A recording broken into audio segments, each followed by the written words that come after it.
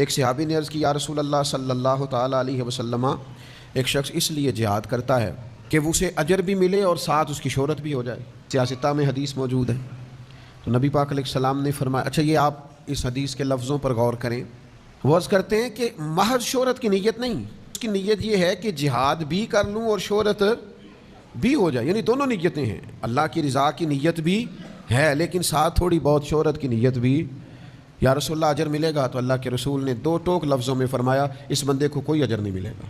پھر عرض کی دوسری دفعہ یا رسول اللہ نیت جہاد کی بھی ہے لیکن ساتھ اس کا خیال ہے کہ مشہور بھی ہو جاؤں، تو کریم فرمانے لگے اسے کوئی اجر نہیں ملے گا۔ 6 بار پوچھا، تیسری بار عرض کی یا رسول اللہ صلی اللہ علیہ وسلم نیت جہاد کی بھی ہے لیکن ساتھ خیال یہ ہے کہ میں شہرت بھی پا جاؤں، تو حکم کیا ہے؟ تو حبیب کریم علیہ الصلوۃ والسلام نے فرمایا حکم یہی ہے کہ اس بندے کو کوئی اجر نہیں ملے۔ خالص ارادے ہوں، اللہ اگر چاہتے ہیں فتنوں سے بچیں، اگر چاہتے ہیں اس دور کی گرد سے بچیں، اگر چاہتے ہیں اس دور کے اندر جس قدر زیادہ آزمائش ہوتی جا رہی ہے اور جس قدر زیادہ مختلف روپ دھار کر شیطانیت اپنا غلبہ کر رہی ہے اس سے ہم بچیں، تو اس کا ایک ہی علاج قرآن مجید نے بیان کیا ہے کہ اللہ کی رضا کے لیے مخلص ہو جاؤ۔ اخلاص سے ملتا کیا ہے؟ جو لوگ مخلص ہوتے ہیں نا وہ بہادر ہوتے ہیں، بزدلی دور ہوتی ہے مخلص ہو جانے سے۔ انسان کا ذہن مضبوط ہوتا ہے، اعصاب مضبوط ہوتے ہیں، اس کے مزاج میں استقامت آتی ہے، انسان کے اندر سے سستی اور کاہلی ختم ہوتی ہے اخلاص کی برکت سے۔ دوسری جو چیز اخلاص سے انسان کو ملتی ہے وہ یہ ہے کہ جو مخلص ہوتے ہیں نا کہ اللہ مدد فرماتا ہے، انہیں تائید ایزوی حاصل ہوتی ہے، انہیں تائید باری تعالیٰ حاصل ہوتی ہے۔ جب آپ ریاکار ہیں، جب آپ تصنع کر رہے ہیں تو اس میں پھر ظاہر ہے آپ کی نیت ہی ریاکاری کی ہے، آپ لوگوں کو دکھاوے کے لیے کر رہے ہیں، تو آپ کیا توقع کرتے ہیں کہ اس میں اللہ کی مدد آئے گی؟ لیکن جب کوئی کام آپ کرتے ہی رب کے لیے ہیں اور علیم بذات الصدور، رب جانتا ہے کہ میرے لیے لگا ہوا ہے، تو پھر اللہ مدد بھی بڑی فرماتا ہے۔ پھر اللہ تبارک و تعالیٰ اسے تائید غیبی سے نوازتا ہے، پھر آپ کو محسوس ہوتا ہے کہ سارے رستے کھلتے جا رہے ہیں، آسانیاں ہوتی جا رہی ہیں۔ تیسری چیز جو اخلاص سے پیدا ہوتی ہے نا وہ یہ ہے کہ جو مخلص لوگ ہوتے ہیں نا ان کے اندر محنت کا جذبہ ہوتا ہے۔ مخلص ہوتے ہیں تو اب حاضریاں نہیں لگواتے، پھر آپ ڈیوٹیاں دیتے ہیں۔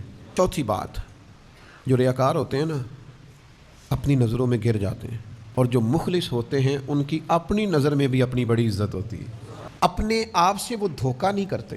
جب کوئی تصنع کرتا ہے، بناوٹ کرتا ہے، دکھلاوا کرتا ہے تو وہ اپنے آپ کو جواب بھی نہیں دے پاتا، اسے پھر اپنی صلاحیت سے پیار ہوتا ہے، وہ پھر ضمیر کا قیدی نہیں ہوتا۔ 5ویں بات، ریاکاری جھوٹ ہے، اخلاص سچ ہے۔ ریاکاری ناانصافی ہے، اخلاص انصاف ہے۔ اخلاص نعمت ہے، سعادت ہے، عدل ہے، برکت ہے، ٹھنڈک ہے، نور ہے، رب رسول کی مدد کا نام اخلاص ہے۔ پھر 6ٹھی بات، ریاکاری نا بے چینی بڑی پیدا کرتی ہے۔ اللہ قرآن مجید میں فرماتے ہیں کچھ لوگ ایسے ہیں جو کام نہیں کیا ہوتا اس پر بھی اپنی تعریف چاہتے ہیں، ان کا خیال ہوتا ہے کہ یہ کیا نہیں پر ہماری تعریف ہو جائے۔ ریاکاری بے چینی ہے اور اخلاص سکون ہے۔ ریاکاری سے نا بے صبری پیدا ہوتی ہے، مخلص ہو جاتا ہے نا اس کے دل سے موت کا خوف نکل جاتا ہے، ڈرا ڈرا سہما سہما، خوف زدہ، بیماری نہ آ جائے، گھر نہ ہو جائے، فلاں نہ ہو جائے، فلاں نہ چلا جائے، موت کا خوف مخلصین کے دلوں سے نکل جاتا ہے۔ یعنی ہر روز حضرت عمر دعا مانگتے تھے یا اللہ اپنے رستے میں شہادت کی موت عطا فرما۔ یعنی سیدنا خالد ابن ولید ساری زندگی ڈھونڈتے رہے کہ مجھے شہادت نصیب ہو جائے۔ حضرت معاذ ابن جبل کہتے ہیں میں یمن جا رہا تھا اور یہ میری نبی پاک علیہ السلام سے وہ ملاقات تھی جو آخری تھی، کیونکہ جب میں واپس آیا تو حالت یہ تھی کہ سرکار کا وصال ظاہری ہو چکا تھا اور حضور نے مجھے کہہ کے بھیجا تھا، ارشاد فرمایا تھا کہ جب تو لوٹے گا تو میری قبر کے پاس سے گزرے گا۔ فرماتے میں جب جا رہا تھا تو میری آخری ملاقات تھی، اس وقت حضور نے مجھے جو نصیحتیں فرمائیں تو ایک نصیحت یہ فرمائی مخلص ہو کر عمل کرنا۔ مخلص ہو کر کیا گیا تھوڑا عمل بھی اللہ کی بارگاہ میں زیادہ درجہ پا جایا کرتا ہے۔ تصنع نہ ہو، ریاکاری نہ ہو، بناوٹ نہ ہو۔